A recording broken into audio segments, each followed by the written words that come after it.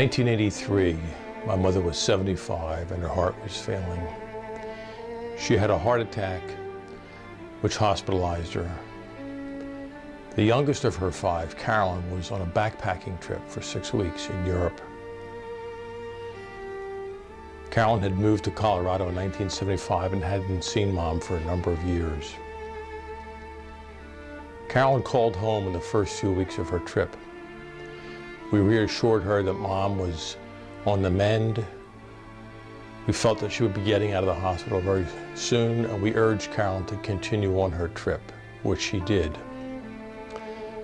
The day after Carolyn's last call, Mom took a turn for the worse. And we began to realize that she would not get better, that it was just a matter of time for her.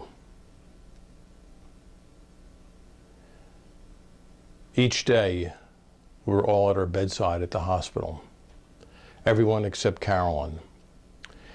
Carolyn was unaware and unreachable.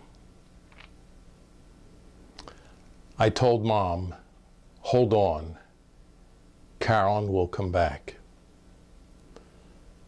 Mom understood. Each day on the way to the hospital, in the car, I was praying out loud, "God, you've got to get her home. You've got to get her home." While at the hospital, I phoned youth hostels in Europe, asking if Carolyn was there. The answer was always no. I phoned Paddington Station in London, hoping that she would be there. Each day at the hospital, I told Mom to hold on, that Carolyn would come.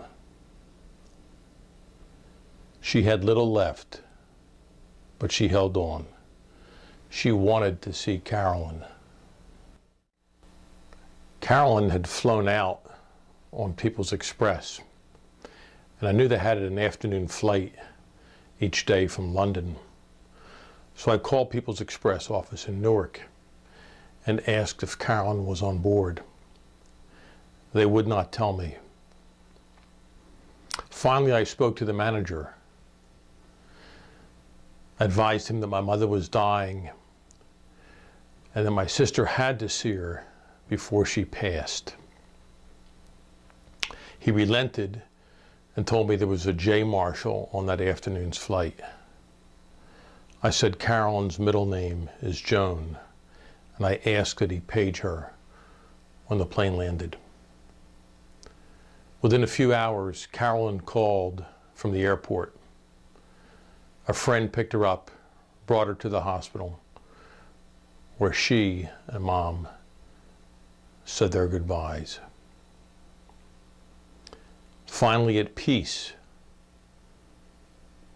Mom let go.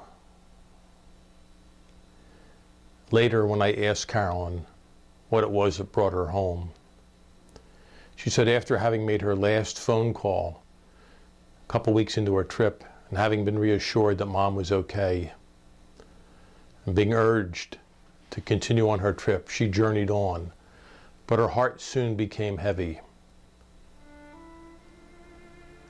While on a train from Dublin to the southwest of Ireland, she knew she had to see Mom.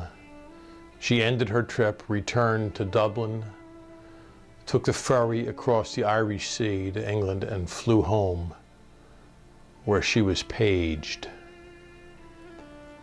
Mom knew that Carolyn would respond to that inner voice calling her home.